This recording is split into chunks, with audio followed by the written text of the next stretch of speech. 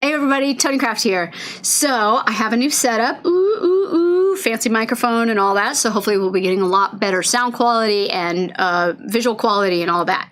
So today I'm going to do a video that I've already done before, and that is using scrap clay to make pendants. So you can see the first one that I did here, and I think it was a helpful video because it showed people that you don't really have to have a plan, that really you can kind of just take a bunch of scraps and futz around until you find something pretty. So I'm going to do that again. I'm using the same color palette that I did in a video that I posted a couple weeks ago about maximalism. I was inspired by a Tom Ford image and created the same color palette from the image and went from there. So these are scraps from that video. So we're going to use these again. And then I have just a big starter palette. It's sort of just a modeled color of grays and browns, and it's not very pretty. So I'm thinking we're going to put maybe polka dots or something in this. All right, so let's get started. So I have my big bag of tools here. Not really sure what I'm going to be using today, so I just decided to take out the whole entire bag. Hopefully that's not too loud in the microphone. And then I've got my small hole cutters. So we're just going to start with a slab. So this is my slab, and we're going to start punching holes in it and putting stuff in it and see what happens, okay? So basically what I'm doing is I'm cutting a little hole into the slab and then a hole into a color to fill it, right? And I'm going to pop out the hole that I just cut and stick it in there. Why does that hole seem smaller than the first hole? Did I use the wrong one? Hold on. Let's see. Yeah, I did. Okay. Okay, now that should fit perfectly in there. And it does. And so we're just going to do that with different shapes. This fuchsia color over here.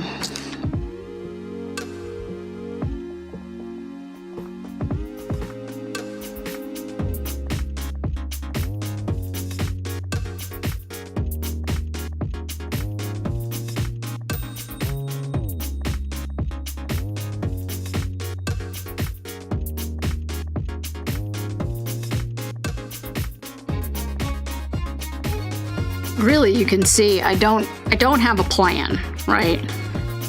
I'm just filling in space. I'm basically creating the medium that I'm going to work with. Now, if it's in your nature to be super deliberate, then by all means, be deliberate. I mostly just want to show that you don't have to. You know, you can, especially when you're first starting out, you're first experimenting, you know, just mess around. Have fun with it. Let your creativity flow.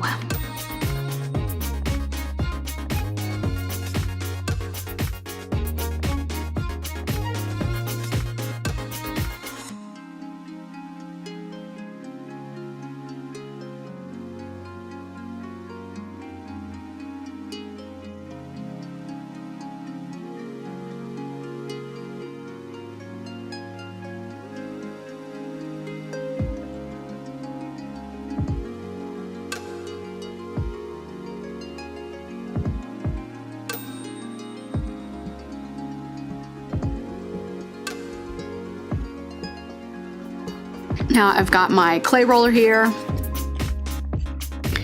and we're just gonna lightly start rolling that out. See if we can get it to kind of congeal a bit. Whoop. So you wanna roll from different angles, because when you hand roll, you don't know if your pressure is even, and most likely it's not. You're not a robot. Okay. All right, so I've got a rolled out slab. I've rolled this one thinner.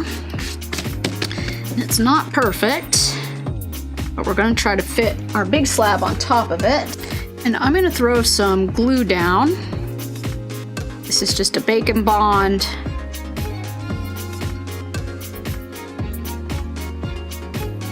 Okay, we're gonna kind of squish it in, roll it out a bit.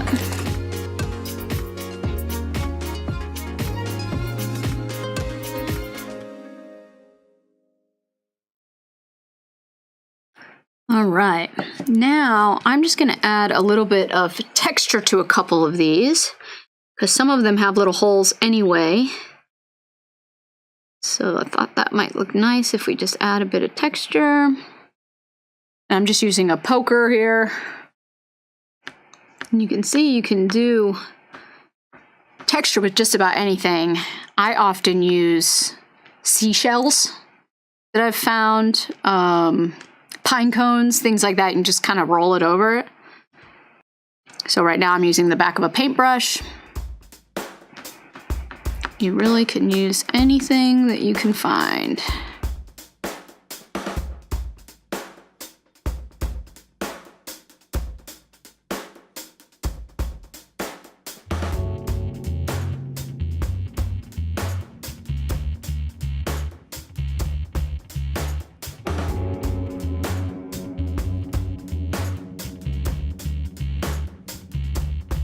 Okay, I think we've played with this enough. Let's give it an ever so light little roll. And now we're gonna cut some stuff out. So I've got some pretty cool shapes. I've got mountains and clouds and my regular pendant shape, which you guys have seen a bunch. I've got big circles, some squares and rectangles. So now, when I get to this point, I just like sort of taking my shape and moving it around as a finder, right? Like I'm looking through here to find good composition.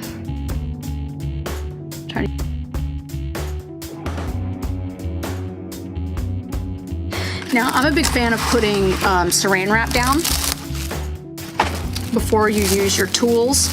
So you just put the saran wrap on top of the clay, and then you're ready to use your tools, and that gives you rounded corners instead of jagged, and it makes it easier because you don't get clay stuck on your tools.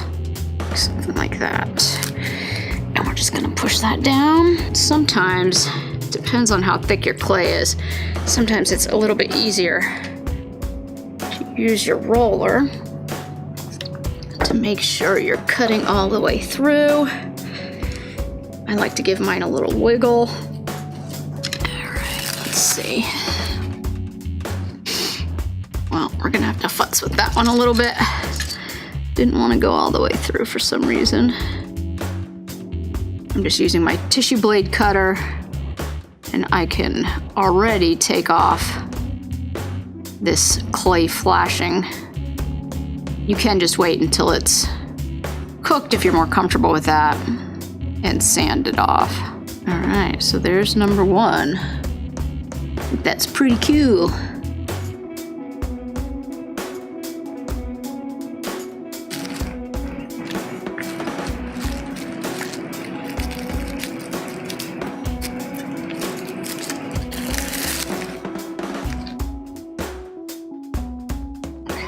That one cut out a bit better, but still not great. I don't know what's going on today. Maybe I'm not using enough muscle. Kind of funky.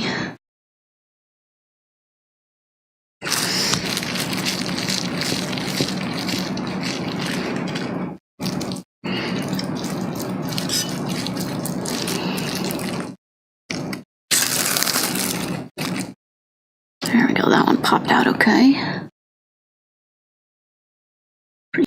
Okay, so now all we need to do is add holes so that we have a way to add it to a chain or something like that. So I'm gonna go back to my little hole tools and figure out where we would want the holes to be.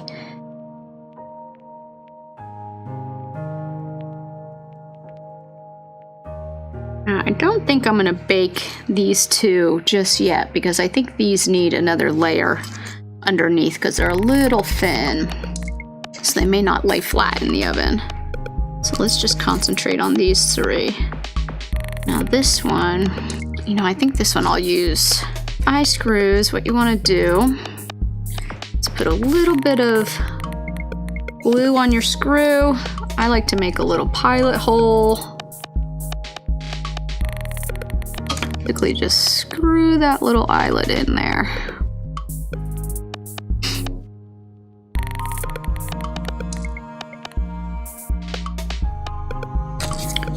Trying to make it even on the other side.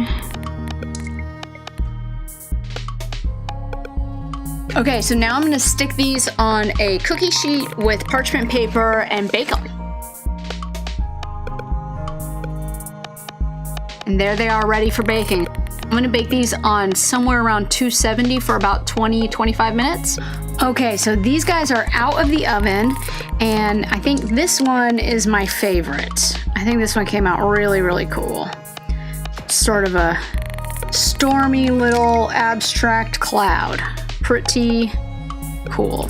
So it has the 2 holes where I can put jump rings in and then attach it to whatever I want, right? And this one has the 2 little holes in it as well.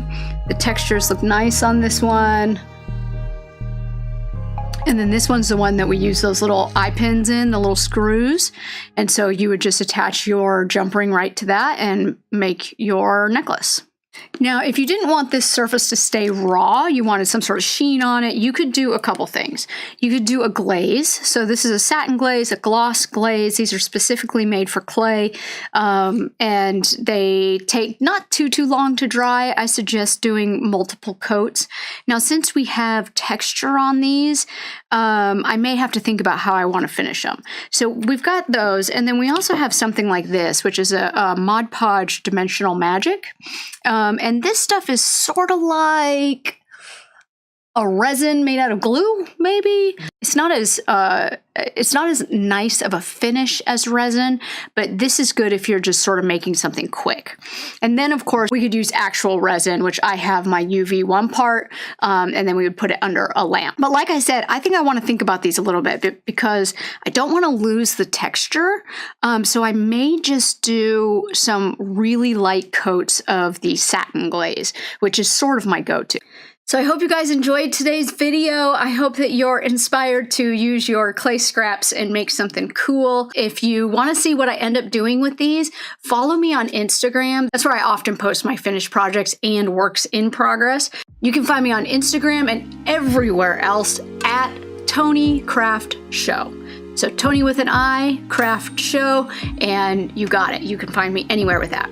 And thank you so much for watching. If you have not subscribed, please subscribe. It helps me to know what you guys want, when you guys want it, and who you are. And again, please come follow me everywhere else because I do post quite a bit in other places. Let me know in the comments if you are on Twitch.